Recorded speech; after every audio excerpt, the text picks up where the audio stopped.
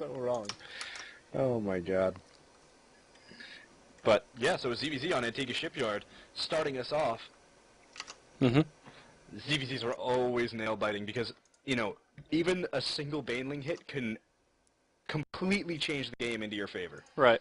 You could be down so much in econ, and then you hit one Baneling hit, take out all of their Zerglings, and suddenly you're safe for another minute or two. Mm-hmm. Absolutely. Waiting for this loading screen. GSL, All right. question mark, question mark, question mark. Here we are spawning on Antigua Shipyard. We have in the southeastern corner as the blue Zerg, he is CoCa. CoCa. And then spawning on the northwestern side, he is the red Zerg this time around. Can he take down CoCa? He is TSLRevival. Revival. Yes, indeed. So here we are, Antigua Shipyard. Now there are some features of the map that are worth talking about in other matchups, but in ZVZ they don't matter quite as much. Right. Though it is worth mentioning that that third base is fairly easy to take, given the fact that you can throw some spine crawlers up, and your natural ramp is so close to that third base ramp. Yes, indeed. And I'm just gonna let you know, Tom. I'm gonna follow your camera because I cannot pan with my middle mouse button. That is really unfortunate. But So- no, not that you're following my camera. That you can't pan with your middle mouse button. Right. Like I feel for that because I do that all the time. Yeah, so it's all on you. It appears that one of my Chinese settings has become incorrect. You didn't choose the middle mouse button picture? Is that what happened? No. No, that's unfortunate. So we see both overlords scouting, going right past each other. You know, giving a little wave. I'm sure. Mm-hmm. And hey, man, you know, I'll see you later on. Hope you don't die. Right. And then cackling to himself. I mean, I really hope you do.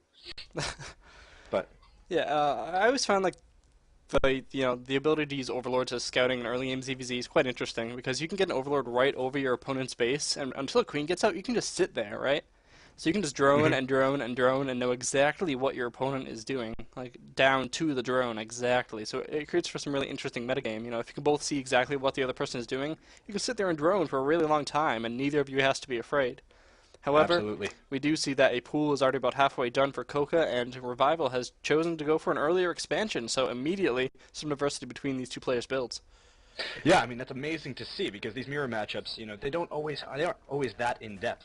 Interestingly, ZVZ for a while was unbelievably volatile. You know, nobody had really figured it out, but now people are really starting to get a little bit more into the metagame. Right. We see a bigger diversity of builds. Like you said, we see Revival getting this hatch first, which means he'll have the larva advantage, as opposed to his opponent, who grabs that pool and is going for, I believe, a Speedling expand, and Right. he's going to have that army advantage early on.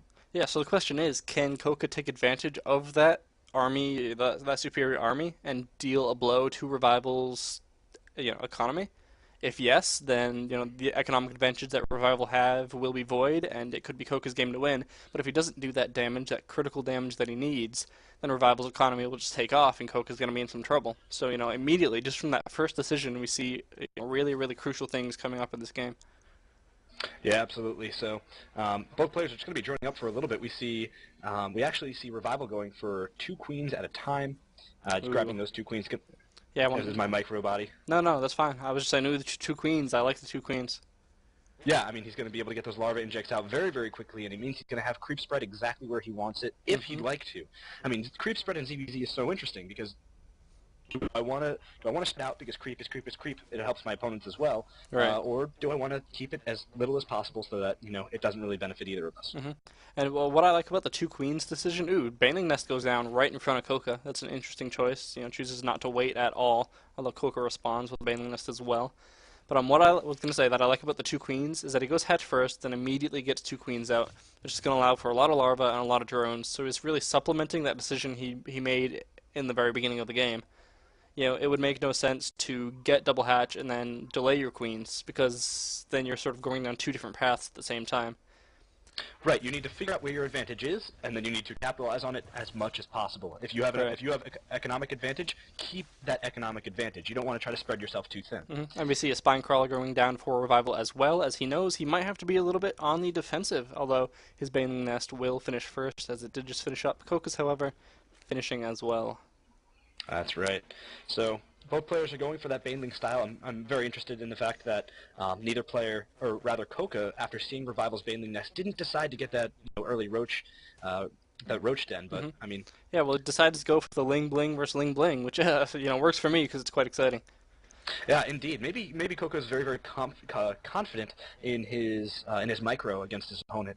These players have probably seen each other around, are very very familiar with each other's abilities, and that confidence going into this game makes a huge difference. Right, and we see the layer is going down for Revival now as well.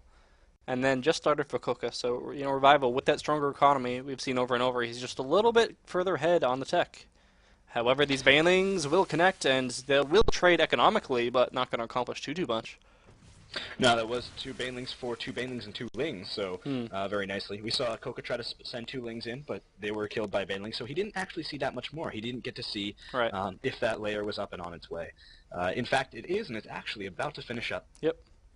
And the question at that point will be, will he choose to continue to tech straight away, or is he going to sit on layer tech for a little while? And there it is. Spire goes down. Fantastic. Yeah, almost immediately. He wants to get off this Ling Bling as quickly as possible, and if your opponent's on Ling Bling for quite a while, then you're going to be able to take advantage of the fact that you're going to have those air units out, and lings, both lings and banelings, can't really do that much damage in the air. Can you imagine if banelings were able to explode and just upwards, like squirt like a geyser up at Mutas? That would be horrible. Maybe if Phoenix lifted them up and then they could explode and do damage to air. Can you... That has great possibilities for 2v2. Alright, well, we see that CoCa has decided to go with the Infestation Pit, and here comes an Overseer from Revival, however. Will he get the Crucial Scout? He sees that Roach Warren has gone down, Queen doing as much damage as possible. I'm not quite sure where that Infestation Pit is exactly. I'm not sure if you could find that on the camera. I would love to. Do you know where it is? There it is. Yep. Okay, so Revival did not scout that quite yet. So we're going to have Mutas versus Infestors, which could favor CoCa as long as he gets enough out in time. Yeah, I mean, I want to say that CoCa needs to be a little bit careful because he is only on 2 base, so he has 4 gas right now. And if he's trying to go Roaches and Infestors, third goes down. He's just going to have to be he's going to have to be a little bit careful with everything that he does. He wants to make sure that he uses those Infestors cost efficiently because he can't rely on remaking those Infestors over and over and over again. Right. We do see his own third going down, so he'll be on 6 gas soon, but 8 Mutas are on the way from TSL's Revival. That is correct. And can those Mutas do damage before the Infestors pop? We see that Pathogen Glands has just been begun, so there's a decent amount of time before those Infestors with energy can pop out. And but I'm not sure he's going to really push out with only 8 Mutas. So that'll be the question here. Lots of... Yeah, I mean... Go ahead. The Mutas do get spotted right away, so CoCa's well aware, and they're going to have that extra DPS from the air. That means that all of CoCa's lings should go down just momentarily if they don't try to pull back. We see now the great thing about these Mutas is that you can be so active with these, you can completely deny map control from your opponent. Right. We see one ling getting in, but he doesn't actually get in that far. If you can kill those overlords, you can try to supply block your opponent, and on top of that, you're going to be able to go in and harass, and that means that economic damage is going to be done. And if Revival can do that, he will further his economic lead. Absolutely, and we see that Infestors are about to pop down, only about 10 seconds left on those, and there will be 6 with energy. So these Mutas, I don't think, are going to have as much fun as they would hope. Spore Crawler's already down as well. Especially if they clump up. The way Revival's been using these so far, they've been pretty clumped up, and he doesn't want to do that. If he can spread those out a little bit and make those Infestors waste their energy as much as possible, that'd be really, really great. Or just not engage with them whatsoever. Yeah, I think he knows that he can't quite get in there and do the damage that he wants. He knows that he was scouted, and that CoCa had plenty of time to react. We see the Banelings going up into the third, but they will find no drones, and instead waste themselves on a couple of Queens and a Spine Crawler. Oh, that was wonderful that we see coming out from CoCa. With those Queens moving out with great reaction time, going to be able to do a ton of damage to those Banelings and kill them. We do see that CoCa actually got supply blocked for a little bit. Ooh. So Revival, actually being really, really good with these Mutas, keep making sure that they're moving around the map at all times. Right. Well, these Mutas aren't going to be able to do much damage to this mineral line either, as there's a Spore Crawler waiting for them. But my question is, when does CoCa decide to move out? He's got his Infestor tech up now. He's got a decent amount of lings, and actually now he's getting a Hydralisk Den, so I guess he wants to go Roach, Hydra, Infestor and make a big 200 army push with that, which, I can't argue with. It's a sound strategy. No, absolutely. Is that actually Ventral Sacs that we see coming out right now from Revival? Well, that's Pathogen Glands. Pathogen Glands, excuse me. He does have his Infestors on his way. Right. Those little icons look very, very similar. Always gets me a little bit confused. Yep, and now that I'm trying to read Chinese, everything goes down. Now it's like, does that symbol say Pathogen Glands? Yeah, I was thinking that, like I don't see speed on the way for Overlords. Right. Anyway, so we see Mutas once again still being active. There's a group of Lings over on the side from Revival, which I really like. It sets him up for counterattacks at all times. If he sees his opponent moving out, tactically he's going to be able to just move in and try to deny that aggression with that counterattack. So, very, very cool little move from Revival. Right, and in the meantime, we see the 4th base has gone down for Revival, so he's really getting his macro on as he gets these infestors out. But, you know, the issue is when you come down to a 200 versus 200 food army, do you want to be Roach Hydra Infester, or do you want to be, like, sort of this Muta Infester mix that Revival's going to have going on? Really, you don't want those Mutas in the late game. They're not the really heavy, bulky unit that you're going to want to deal with. So I still feel that CoCa is in a little bit of a stronger position, as long as he doesn't allow that 4th to go up uncontested or without a 4th response of his own. Yeah, absolutely. Now, what's interesting about what we have going on here is actually, Coca's actually trying to move out right now, even though he knows those Mutas are around. He's feeling really, really safe. But, I mean, Revival has had the supply lead this entire game. He has never been down on supply. Yeah, and it's significantly, too, not a small one. No, yeah, definitely. Now, these Lings are going to be able to basically tell Revival that there are units on the way over to his base, so he's going to be able to set up an attack force, or a defensive force, rather, very, very easily. We have to see whether or not these fungals go down and how well they go down, and that might be the deciding factor in this next engagement, considering Hydras are on the field. Right, well, here comes Revival now. He's poking towards that midfield, spreading out his roaches, and there goes the Changeling. Going to use that as scouting. Fantastic. And CoCa perhaps knows that he cannot win this engagement right now and backs off instead. And I should note that he chose to go for a macro hatch in his main rather than a new 4th. Interesting choice there by CoCa. A little bit safer, but a little bit less economically sound. Yeah, it might mean that he's looking to he's looking to kill his opponent. He's not looking to go up into too much more of a macro game. He wants to kind of move in very soon. I imagine he'd be waiting to max out, but as it turns out, Revival's force is pretty scary right now. Right, yeah, it certainly is, and hey, he has his Hydra Den on the way as well, so if this army gets wiped out, he will be able to reinforce with that Roach Hydra mix and match CoCa's army composition. Yeah, I mean, just now, it looks like Coca's going to be taking that supply lead just by a little bit. If we check that harvester count, he's actually ahead by 5 harvesters, but they won't be distributed quite as nicely, so income will be a little bit lower. But here comes the movement up onto the main stage, and Muta's coming in right now, actually able to get a ton of these, but all of them get fungled. And on the other side, Revival might actually not be that upset about that because it spreads his supply for more of a ground army. Yeah, I think he actually probably just wanted that to happen. He tried to pick off an Infestor, and he says, that's fine, now I can reinforce with Hydras. The Hydras are the units that I want. As I was just saying a minute ago, you don't want those Mutas in that endgame engagement. But can those Hydras get there in time? There's a decent amount of creep for them to get to that midfield and help defend that forward base, but I'm not sure if they'll get there. Although CoCa also going for the forward base.